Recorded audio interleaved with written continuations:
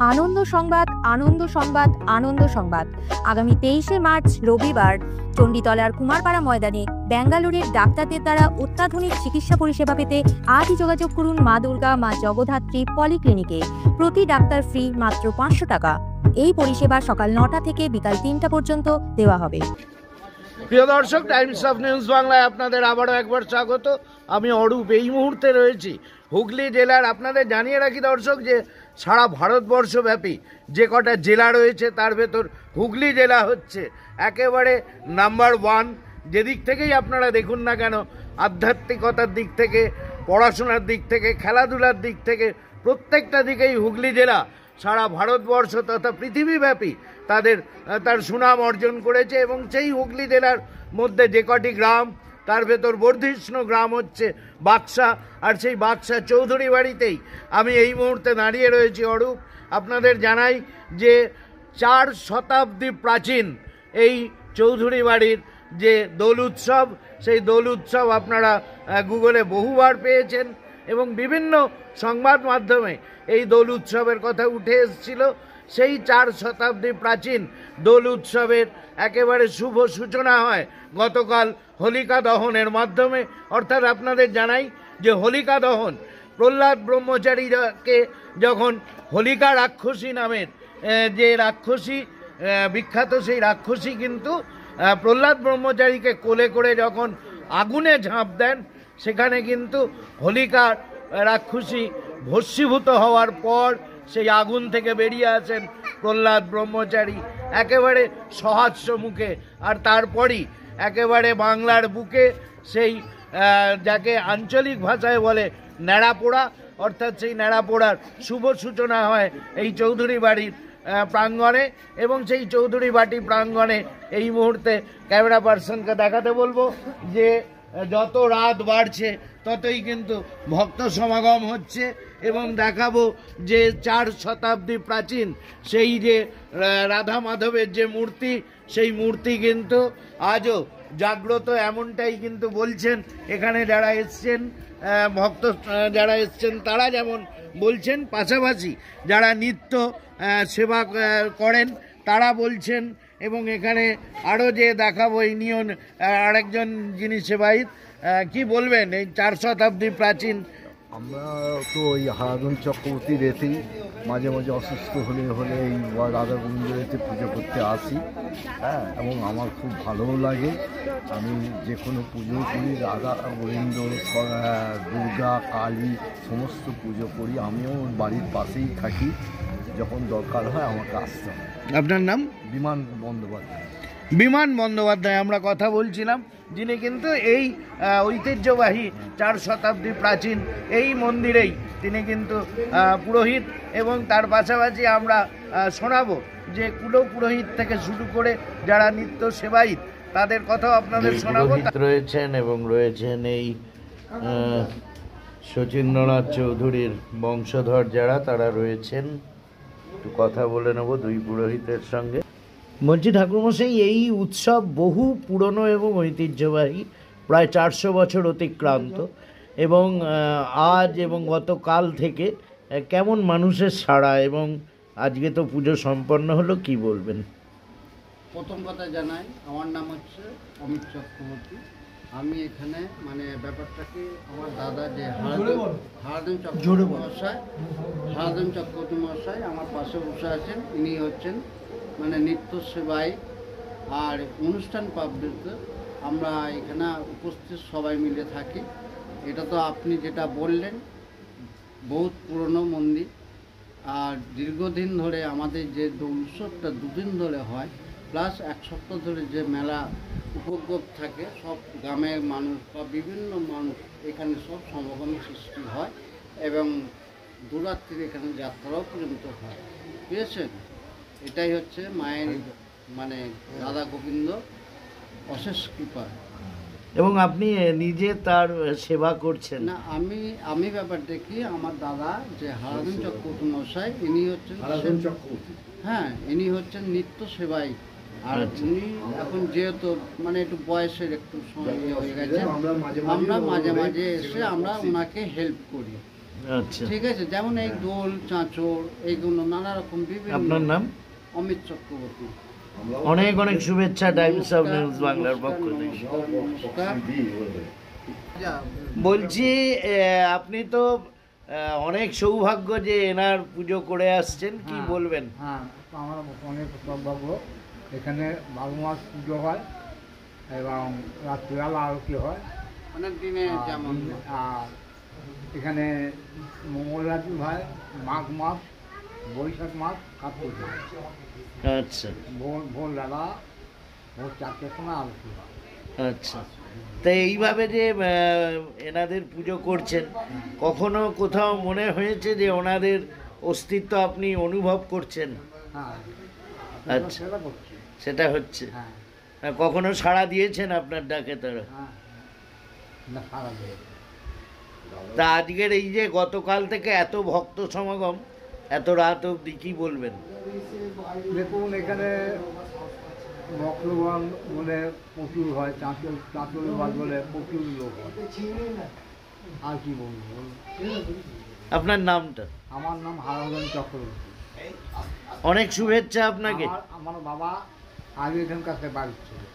আচ্ছা, অনেক শুভেচ্ছা আপনাকে। বাবা গত হচ্ছে, আমি পুরোপুরি।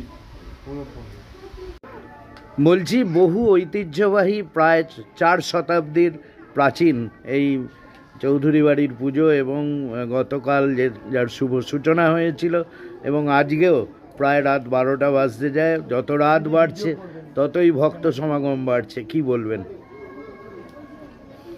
এটা তো আমাদের বংশ পরম্পরা ধরে আজ তো প্রায় 400 বছর অতিক্রান্ত এই উৎসব চলছে।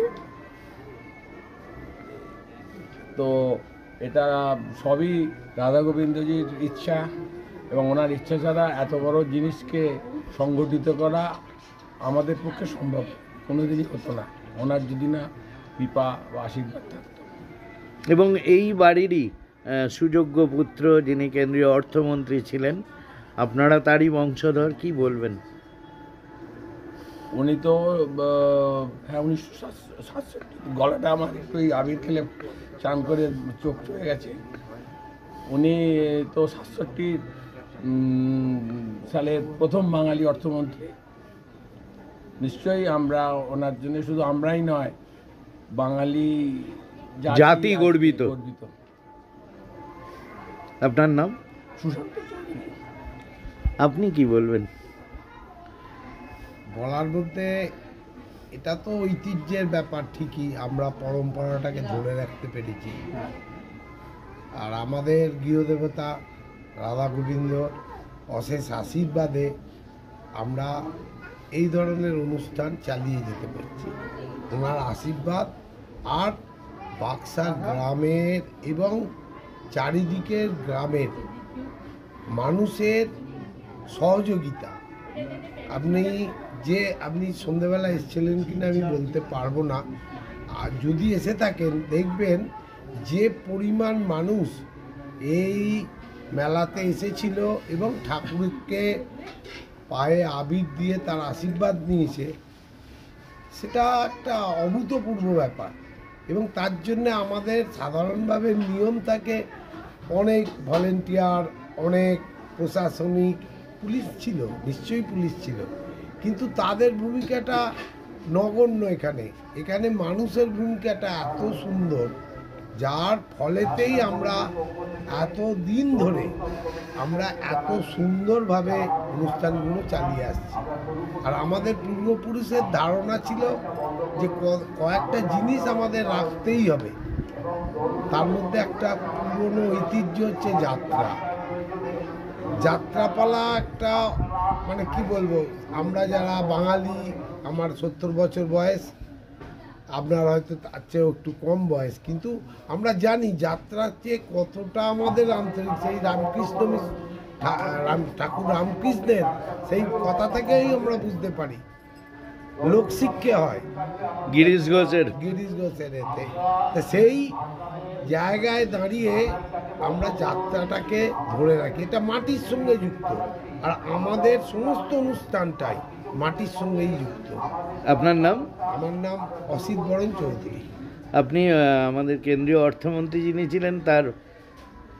আমরা সকলেই তার নাতি হই সম্পর্কে।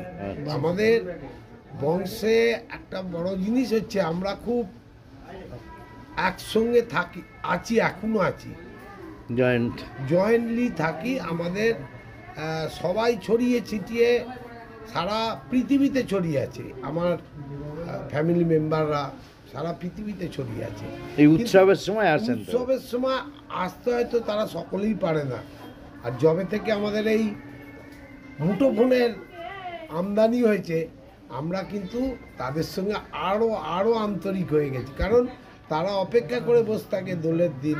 আমি বলছি যে মানুষটা আয়ারল্যান্ডে বসে আছে, সে অপেক্ষা করে আছে, এখন তার হয়তো রাত্রির গভীর রাত্রি বা ভোর রাত্রি, সে বসে আছে কখন এখান থেকে টেলিকাস্ট করে আমাদের ছবিটা যাবে, এবং আমরা পাঠাই। আমরা দোলেরও পাঠাই, সন্ধিক্ষণের পুজো, দুর্গা পুজোর সময়। এতে হয়েছে কি আমাদের বাঁধনটা আরও সুদৃঢ় হয়েছে, এবং যার ফলে আমরা চালিয়েও যেতে পারছি। এবং একটা জিনিস চালাতে গেলে তো আর একটা জিনিসের দরকার হয়, সেটা হচ্ছে অর্থের। এই অর্থনৈতিক চিন্তা ভাবনা একটা সময় আমাদের খুবই করতে হতো, কিন্তু বর্তমানে নতুন প্রজন্ম আমাদের এমনভাবে এগিয়ে এসছে, আমাদের অনেকের ধারণা আছে যে নতুন প্রজন্ম বোধহয় এসব থেকে অনেক দূরে। না, তারা কিন্তু চায়, আমরা তাদের কাছে পৌঁছতে পারি না। আমরা কে, আমরা কি, এটা যদি আমরা পৌঁছতে পারতাম তাহলে এই নতুন প্রজন্ম এই জায়গায় থাকতো। Thank you. তার পাশাপাশি জানাই যে এখনো কিন্তু যারা যারা আসছেন একটু জিজ্ঞাসা করবো, ম্যাডাম আপনি কোথেকে এসছেন? জানাই প্রতিবারই আসেন? কেমন লাগে, মানে এখানে এলে কি একটা আলাদা কোনো ফিলিংস হয়? আচ্ছা, আর ফিলিংস হয় কোনো আলাদা, যে এত বছরের প্রাচীন, প্রায় 400 বছর? আচ্ছা, আর কেউ বাড়ি থেকে না আপনি একাই? না না, সবাই এসছে, সব মগরা থেকে এসছে। আচ্ছা আচ্ছা আচ্ছা, তো এখানে যাত্রা উৎসবটাও দেখে যাবেন না? না না, যাত্রা। আচ্ছা আচ্ছা, কি নাম আপনার? আমার নাম টুম্পা কোলে। অনেক শুভেচ্ছা আপনাকে।